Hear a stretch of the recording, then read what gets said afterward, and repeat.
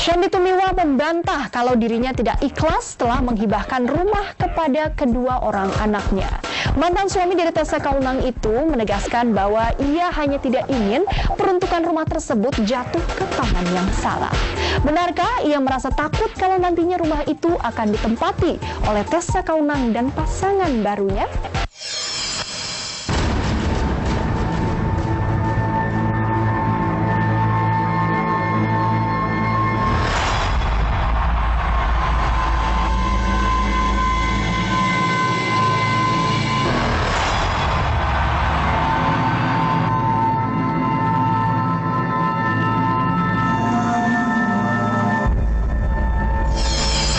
Konflik yang terjadi antara Sandy Tumiwa dan Tessa Kaunang belum menemui titik temu. Adanya perebutan rumah masih menjadi pemicu kian memanasnya hubungan keduanya selepas bercerai. Tessa menuding jika Sandy tak ingin menghibahkan rumah yang menjadi harta bersama untuk diwariskan pada kedua buah hatinya.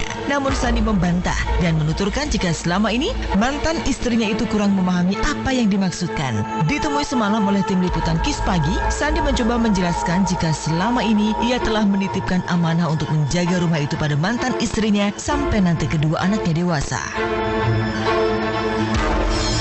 Sebenarnya sudah dari awal banget saya sudah ikhlasin semuanya gitu. Dari awal banget, cuman memang kan di sini kan bukan pandangan saya aja, jadi kan saya harus diskus lagi dengan yang lain-lain. Ya namanya, apalagi kan kalau orang tua juga gitu kan. Jadi kita akhirnya baru menemukan formula lah. Jadi yang terbaik gitu kan. Buat ya apa sih rezeki itu kan pasti semuanya buat siapa? Buat ketika kita nggak ada siapa? Apa namanya? Ya rumah itu atau harta yang kita miliki buat siapa sih terakhir kalau kita udah nggak ada? Ya, pasti kan buat anak. Ya udah. Jadi saya memahami itu. Ya udah saya ikhlasin gitu.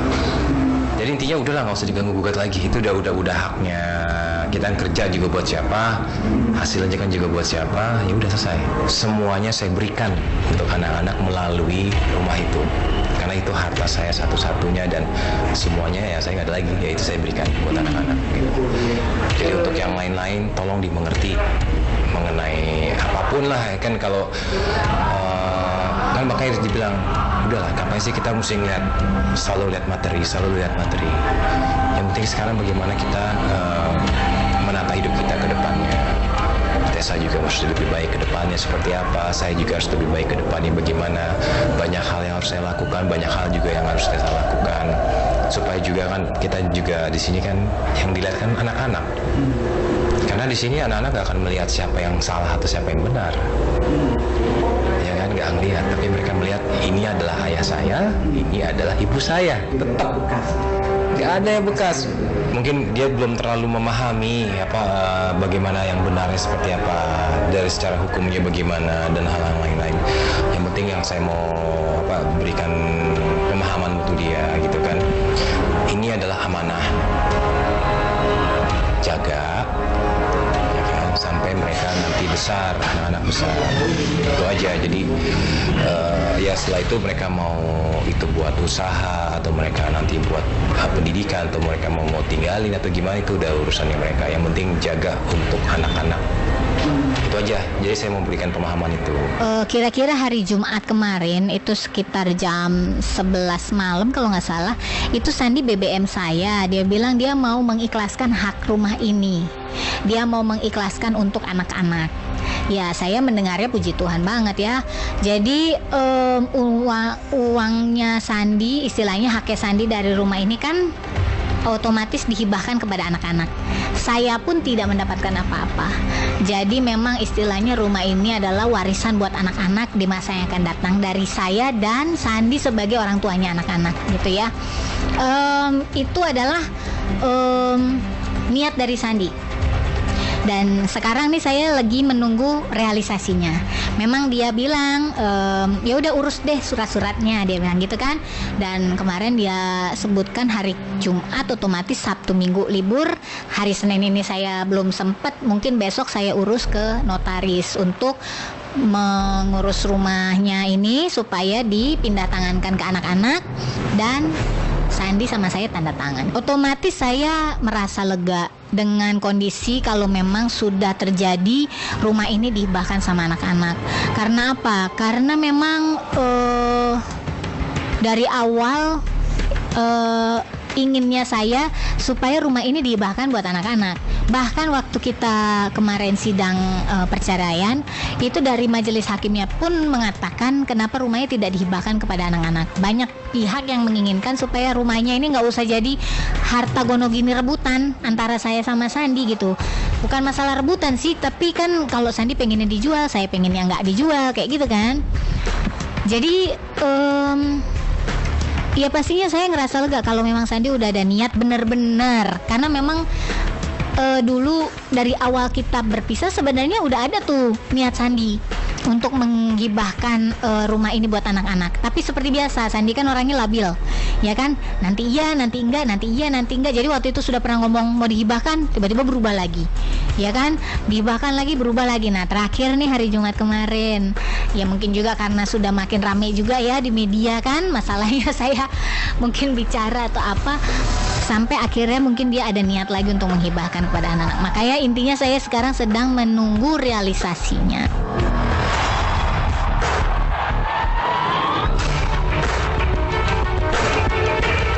Sandi mengungkapkan ia telah mengikhlaskan rumah itu akan menjadi warisan bagi kedua anaknya. Meski sebelumnya ia ngotot untuk menjual rumah tersebut, Sandi beralasan ia khawatir rumah itu nantinya akan ditempati oleh pasangan baru Tessa. Dari awal kan sudah gini, perkataan, teori dan lain, yang penting kan perilaku dan kenyataan.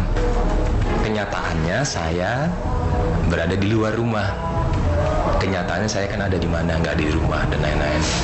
Kan anak-anak bisa tinggal, anak-anak bisa tidur, Tessa juga tenang, bisa tempat tidur dan tinggal dan lain-lain kan. Ya kalau saya harus berusaha yang terbaik lah paling nggak gitu kan, untuk memulai lagi hal yang baru. Ya kita laki-laki lah harus berusaha yang terbaik kan ya. Insya Allah menjadi lebih baik, itu aja. Jadi itu intinya sih. Kalau ngomongin labil dan lain-lain, kan kita ngomong kenyataan, ya kan? Ya, tapi memang itu konsekuensi yang harus saya jalani. Mungkin bahasa hibah itu kurang tepat ya, karena ternyata hibah itu kan cuma bisa 25%. Artinya udah diberikan semuanya aja lah, intinya udah semuanya buat anak-anak aja, ikhlas dah gitu. Nanti kan tinggal bagaimana suratnya yang terbaik aja gitu kan. Udahlah, yang penting saya cuma bilang tolong jaga amanah saya. Ini rumah untuk anak-anak, udah biarpun nanti Tessa punya pasangan lagi, ya udah jangan ganggu rumah ini karena rumah ini untuk anak-anak.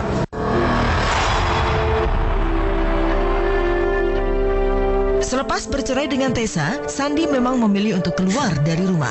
Hal ini demi ia bisa menepis adanya anggapan miring dari pihak Tessa. Lantas benarkah adanya dorongan keluarga sehingga Sandi akhirnya ikhlas memberikan rumah itu pada kedua anaknya, Esa dan Tafta?